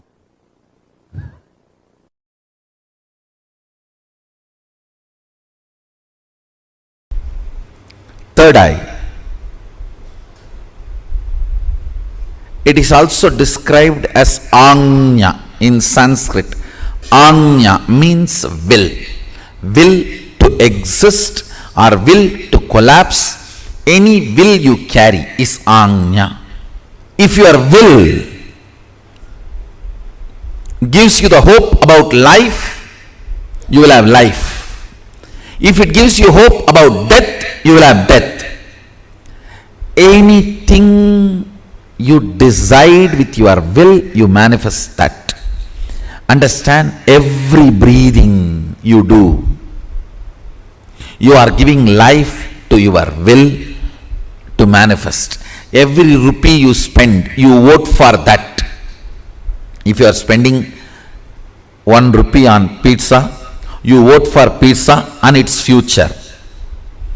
If you spend 1 rupee on Coca-Cola, you vote for Coca-Cola and for its future. On anything you spend money, you vote for it. On any idea you breathe, you make that into reality. Your will, what it carries, hope or hopelessness, right or wrong, good or bad. Listen carefully. Right or wrong, good or bad, hope or hopelessness, whatever you carry in your anya, in your will, you are breathing life into it continuously. You are giving life to it. That is why I am saying your anya is the most sacred spot in your life. Your anya is the most sacred space in your life. What you cherish in your anya matters. What you cherish in your will matters. Let me repeat once more. Listen intensely. Your third eye, which is called Anya in Sanskrit, which literally means will. If your will perceives hopeful future, you breathe life into that future, that kind of a future. If your will perceives hopelessness, you breathe life into that kind of a hopelessness. What you perceive through your will as possibility of your life matters. Don't think you can go on be perceiving negative possibility and suddenly out of the blue something great positive will happen. No. Everything unexpected is accident. Listen. Everything unexpected is accident. You can't cope up with it. Even if it is lottery, you can't cope up with it. Everything manifested consciously is life. So decide to manifest consciously with will, Anya, by infusing life. It can be anything you want: health, wealth, spiritual powers, anything you want. You can manifest from the will, because every breathing you do, you are empowering your will. You are strengthening your will. You are infusing life into what you are carrying in your will. Understand? If you pick up a pen and paper and just write without thinking much about your future, first 7-8 lines which is there, the tip of your tongue, tip of your hand, tip of your mind, that is will. That is what is your will. Understand? I am giving you the tip to find what is in your will. If fear is what opens up first, that is what is in your will. You need to seriously complete it. If confusion is what is there in your will, the first 4 or 5 statements are all about confusion. That is what is there. Seriously you need to complete it. Otherwise, with every breath you are giving life to it. Unplanned, without planning, spontaneously what is there on you. When you manifest, if you pen down what is there, that is what is actually in your will. You are giving life to it constantly. Beautifully Sadashiva describes about this Anya and its power. More and more you think about your body and mind, the power of Anya goes down. More and more you think authentically, responsibly, it manifests as what you want. More and more you look at the cosmic principles, the energy of the Anya goes up. Listen. More and more you think of your body, mind, the energy of the Anya goes down. Cunningness, constantly thinking about you, makes the energy of the Anya go down. Understand? Constant remembrance. Listen carefully. Humbleness is not thinking yourself as a less. No. Thinking about you less.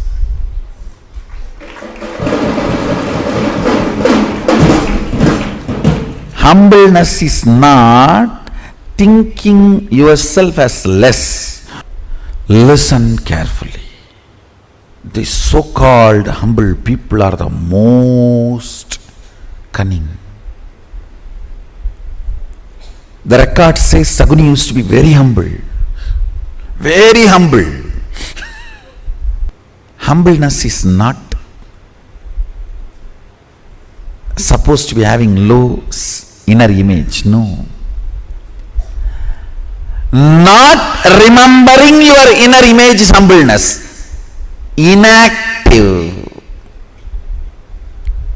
passive inner image is humbleness. Not low inner image is humbleness. Understand? There's a big difference. Low inner image is not humbleness. Passive inner image, inactive inner image is humbleness. Inner image from which too much of thought currents are not released. very passive. That is humbleness.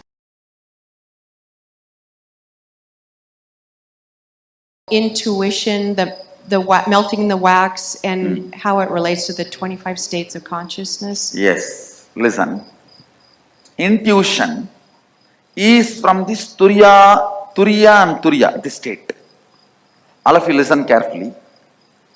Whenever, whether swapna, dream or waking state, come near this Turiya and Turiya, the intuition is experienced. It is like a Turiya and Turiya is like a huge fire. And dream and waking, both states are made of the same wax. Dream state is little polluted wax. Waking state is little pure wax. But both are same wax. When that wax is brought near the Turiya, not only Turiya gives the information about your future, it gives you also the energy to change the wax as you want. Manipulate it as you want. Move it as you want. Please understand, intuition means not just information about your future. Ability to change as you want and execute it without effort. All these three put together is intuition. For example, if you are having an information about some problem going to come in your business or some benefit going to come in your business, if it is a problem, you will have the intelligence to change. If it is a benefit, you will have the simple manifesting without you putting any effort. Understand? Along with intuition, intuition means jnana. Always the icha. Icha Shakti means ability to change. Kriya Shakti means simply able to manifest. All these three always comes together, not as one. You cannot say, I just came to know the accident going to happen in my life and I went there in the car exactly in the time and got into the accident and broke my hands. No, that is not intuition. That is your fear assumption. Sometimes it may become right. Fear assumption sometimes becoming right does not mean you have intuition. If you are having information as intuition that you are going to have a car accident, you will simply be able to change it. Same way, if you are having intuition, you are going to have $1 million. You will manifest it without any effort. Any intuition always comes with Icha, Kriya, Jnana, all the three Shaktis together. Jnana means knowledge about the future. Icha means ability, desire to change. Kriya means ability to manifest without effort. All these three, if it comes together only, it is called intuition. Otherwise, it is not intuition.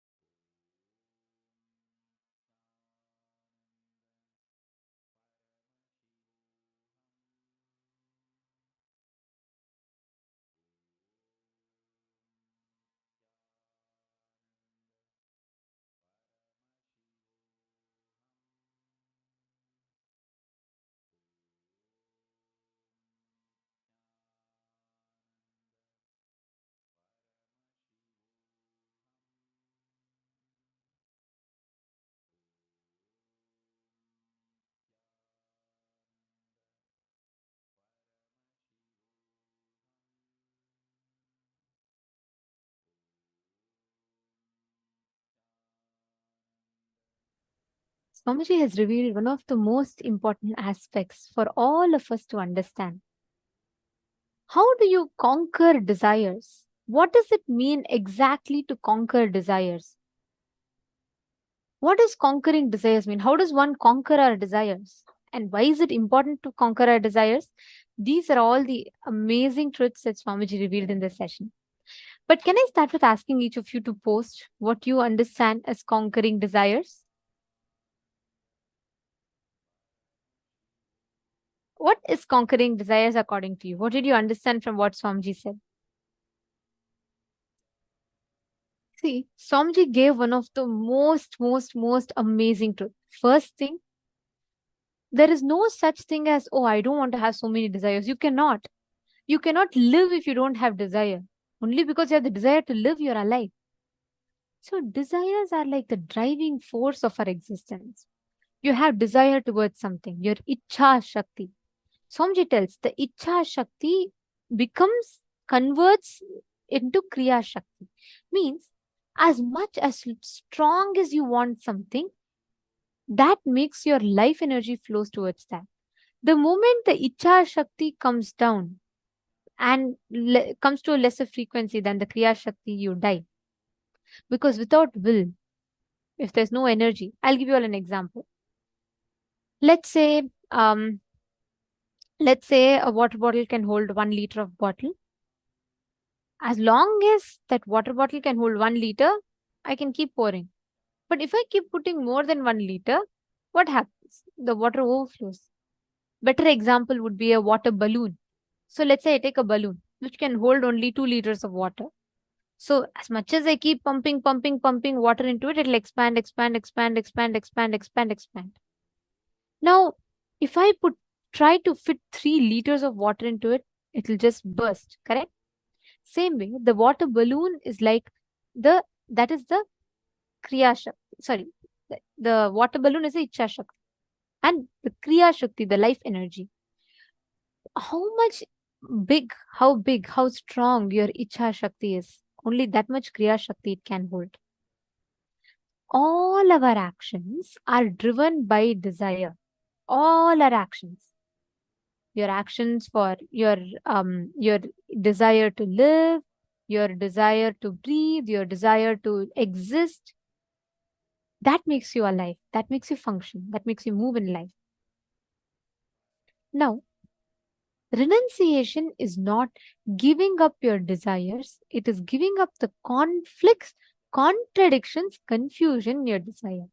We all always say, oh God, I don't want to have this year. Oh, I don't want to have desire for wealth. I don't want to desire for health. No, it's not that. Deciding anything can be removed from me. I will not become powerless. I will not become depressed. I will not lose anything. I will not be lost. I may not even remember that I had that in my life, but I will not lose anything. I will not give up.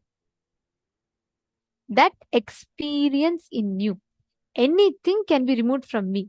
I will not become powerless. I will not become depressed. That is renunciation, tyaga. That's why there's a very beautiful verse in Mahanarayana Upanishad. It says, na karmana na prajaya dhane na tyage naike amritattva manashuhu. Tyage naike amritattva manashuhu. Swamiji used that line for explaining this. But how? Why? Because Swamiji tells, renunciation of the desires will make you manifest it. Renunciation of the desires means not giving up the desires, not saying, okay, I will stop desiring to become successful. I will stop desiring to become happy. I'll stop desiring to become healthy. No, that is not called renunciation. Renunciation of desires means dropping your self-doubt, self-hatred, self-denial, conflicts, contradictions, and confusions in desires. Are all of you catching it?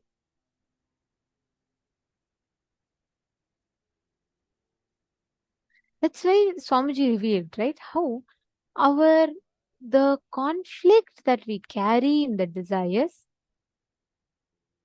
the contradictions that we carry in the desires lead to tiredness and boredom. Understand every simple aspects of our life. Whenever, just look back.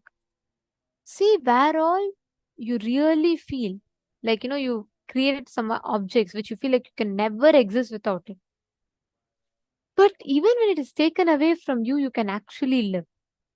Like, for example, let me tell, like you all felt, each of us might have different things. For example, some of us might feel, I can never ever live without my brother being with me, without having my brother with me, or I can never leave away from my family.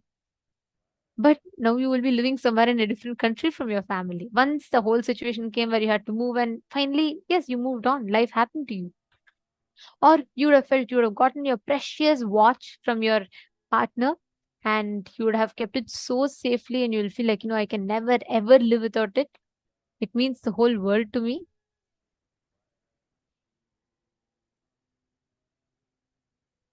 Understand, it is very important. The conflict, contradictions, confusions. Purushananda is saying, I wish I could have all of that written down that you said. Okay. I'll repeat it once more for you so that you understand it. You're saying you didn't get it fully. I'll explain it to you. See, Purushananda, you desiring to be a teacher is not wrong. Many times, what do? When we're all young, we desire, when I grow up, I want to be a lawyer. I want to be a millionaire. I want to have millions of dollars. I want to have a big house. But as you grow up, let's say you're 25 years old, 30 years old, but you're still, trying to barely pay the rent. You have loans and debts on you. What do? We give up the desire. We feel the desire to become a millionaire is a load. It is not meant for us, and we give up the desire. Giving up the desire is not the solution. Giving up the conflicts, contradictions, confusions that you carry inside you towards the desire is a solution. Are you understanding? It is not, oh, I can never achieve $1 million. Let me just give up. It's not meant for me, I think. That is not called renunciation. With that, you will never achieve anything in life. You have to have desires so that you can expand in life. But dropping renunciation is not for the desire. Renunciation should be for the conflicts, the continuous struggles in your inner space. Are you catching it, Ma Purushananda? Susan Davidson is asking, what if I don't have any conflicts, contradictions about a certain desire? It's still not happening. See, Susan Davidson, if I have a balloon that is Tom and Jerry shaped, conflicts. If I have a balloon that is heart shaped, love. Now, what exactly you're doing is, I'm saying this to you in your situation. You blowing the balloon of Tom and Jerry, and you're expecting heart to come. Means, understand, you are saying that there is no conflicts, confusions, or contradictions. That means, why is my desire not become reality? Understand, if you blow balloon air into the balloon that is shaped heart shape will only come. If it is not coming,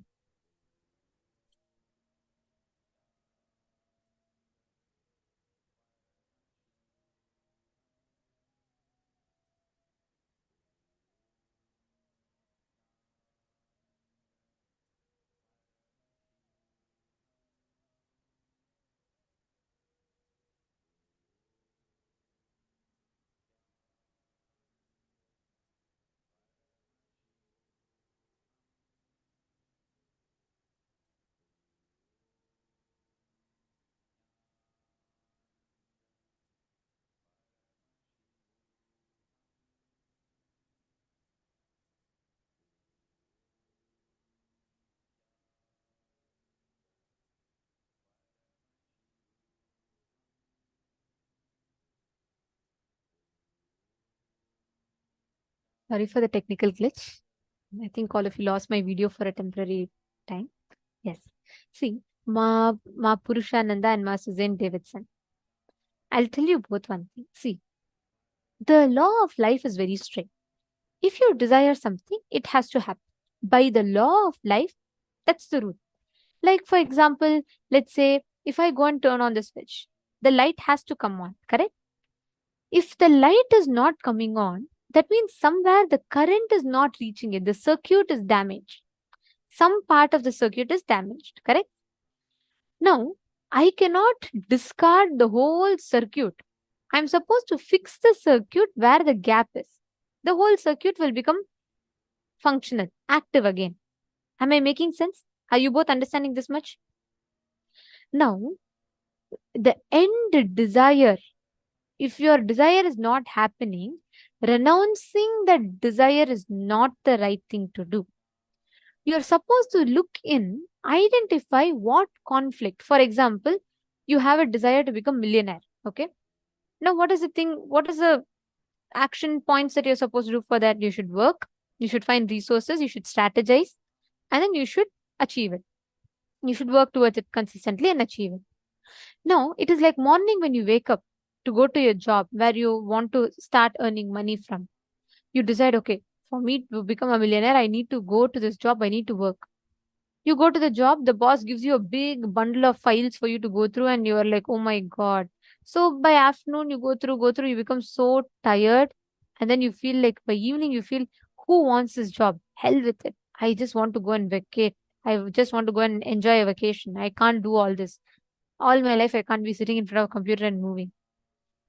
Morning, you have the desire to become a millionaire. You decide to go to the job, and you're deciding that you're going to achieve it in the this thing today. By evening, you decide, oh my God, this is not meant for you. You want to give up and you want to just go away somewhere and enjoy yourself. This is called conflict. Like this, the energy, life energy in you, we direct it continuously to different things, which is why the desire does not happen. But end of the day, what do we say? We say, look, for the last 10 years, I've been having the desire to become a millionaire and I've not become a millionaire. I don't want to be a millionaire anymore. That desire is just not meant for me. You give up on the desire instead of understanding where exactly the conflict is. Purushananda, this you would have understood, right? Did you catch this? And Susan Davidson, even in your desire, see, the law of life is it has to happen. If it has not, there might be some unconscious, conscious thought current, a part of you which believes it is not going to happen. There will be one part of you that is convincing you, hey, see, you have no conflicts, but still it's not happening. That means this is just not meant for you. That part that is convincing you is again a conflict in the desire. So catch that part, complete. When your whole being inside you with all its integrity decides, yes, I can manifest. That the moment you decide that, you will start manifesting your desires. That is why Swamiji tells humbleness is not thinking about you low. It is thinking about you less. Means it is having an inactive inner image where you or your ideas, rights and wrongs about you does not have a role to play. Satyajata Shivaya is saying, on any idea you breathe, you make that into reality. What a tasty truth. So beautiful.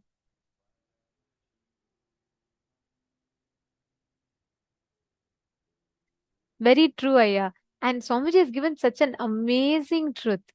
See, if each of us start catching this, you will never ever be stuck in any kind of a confusion or chaos in life. You will simply know the signs of manifesting.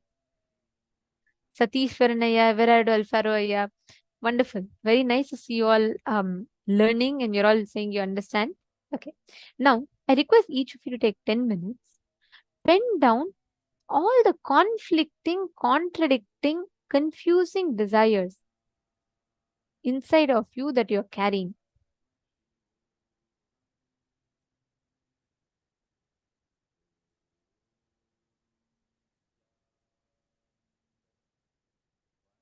Take a few minutes, pen down 10 items in your life which you really protected. You are afraid that without that, you may not be able to live. Without that, you may not be able to even move ahead with life, and you're holding on to that desire. It could even be people. It could even be person. It could be object. It could be money. It could be something. Pen that down.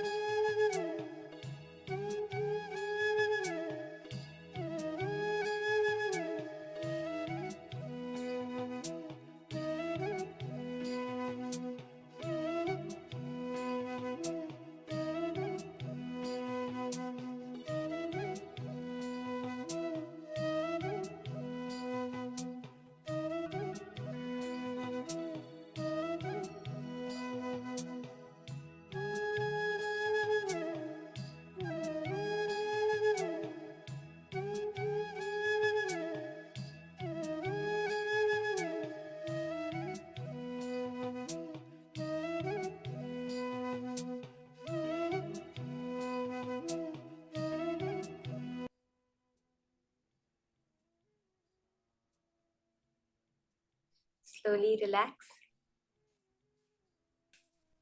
When each one of us realize how at our fundamental space we are completely unaffected by anything that's happening in the external world, we so beautifully start opening ourselves into that unknown. Today we have been manifesting this power of Akashic readings. Nothing but when you are able to open yourself up to the cosmic information that as of now, for each one of us is in the realm of the unknown.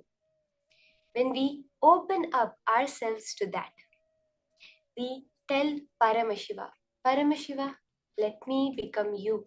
Let me realize my original nature as oneness with you, and all the power manifestation starts. So in this round, we'll be doing the power of identifying the details of an object. Ultimately, when you look at it, every being you see around you is an extension of you. It's a creation of you, at least in your perception. It's, for example, you can say, it's like when you're sleeping.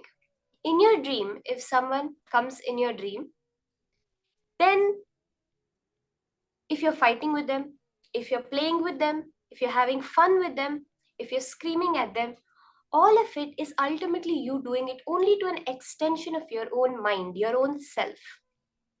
That's the same way it is in this reality. But in a dream, if you look at the time, we do not have a clear sense of time. Suddenly, we are a small kid playing in the backyard. Another time, we are writing our college exams. Suddenly, we are parents with 2 kids. We have the time is so warped in our dream. We can clearly see it. But actually, what we perceive as time, even in this reality, is not constant. We hear science say that when astronomers go to deep space, they age differently due to the different effect of gravity. Just not that, even when they go to the top of a tall mountain, because they're so far away from the core gravity of Earth, they age differently. So even for us, the way we perceive it, time is still relative. It is not a constant the way we think about it. The laws of physics do not account for time. They say that there is no law of physics that prevents time travel, that prevents time moving backwards. But for some reason, it never does. Because the very concept of time is a delusion. The very idea we have of past being gone, present being now, and future is to come is a delusion. There is no existential evidence for the start of time, Swamiji so beautifully reveals. When we understand this, we disconnect ourselves from this delusion that we have called our reality. And the perception of past, present, and future appear together in the present moment. Through this power of Akashic readings, we are starting with a basic level.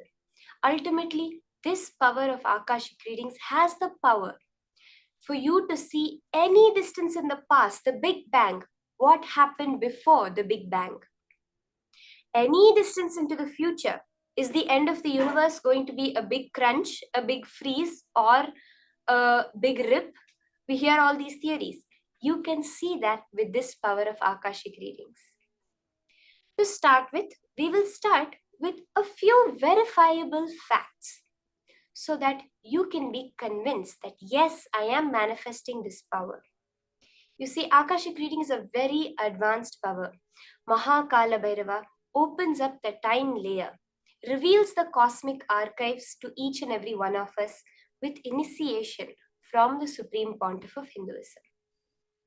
To start with, to get ourselves in tune, in entanglement with Kaala Tattva, to manifest this power, we will start with doing with the verifiable details, scanning those details that we can clearly verify. So are we all ready? I request all of you to connect to a partner. You are going to be getting a certain object from your partner and scanning the details behind that object. So you can have a picture or you can go on video call with them and actually see the object in your camera. You are going to be scanning how they got that object, who gave it to them, what the significance of that object is to them, when they got it, as much detail as possible. Are we all ready for this? So let's start this round of manifestation. Remember, for the power of Akashic readings, there is no involvement other than your simple listening, presence required. The whole time layer is accessed through the present moment. Just keep a Atma Murti of Swamiji, the form of Swamiji in front of you. If you have the Jnananjana, you can apply the Jnananjana on your third eye and on your two eyes and on Swamiji's third eye. You're going to be looking with all your three eyes intensely into the form of Swamiji. And the Akashic records, the cosmic archives, will clearly appear to you like how you read a text on the screen. You will be able to read in pure golden letters on Swamiji's form, the cosmic archives. Be very clear that only which Paramashiva reveals, Mahakala Bhairava reveals, as the golden letters you're going to share. So let's start. Get the object from your partner. Sit straight and unclutch. Let there be no movement in your inner or outer space. Anything happening, witness it. Chant the Mahavakya intensely. Sit as Swamiji, as Kaala Bhairava, the embodiment of the entire cosmos, that intense feeling connection with Swamiji.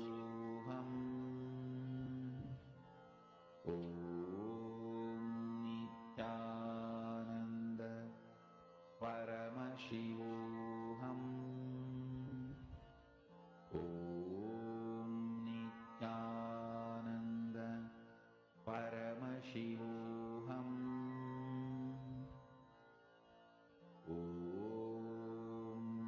Nithyananda Paramashivoham.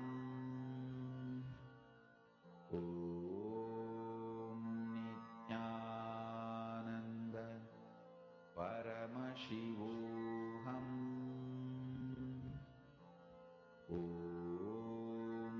Nithyananda Paramashivoham. Nithyananda Paramashivoham.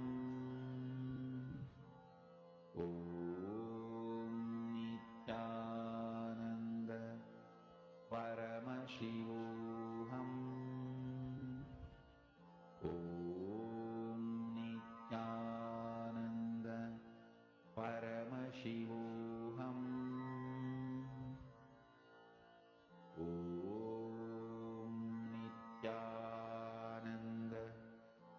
Paramashivoham.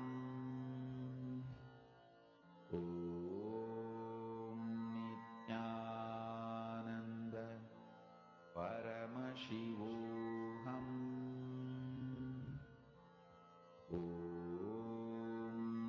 Nithyananda Paramashivoham.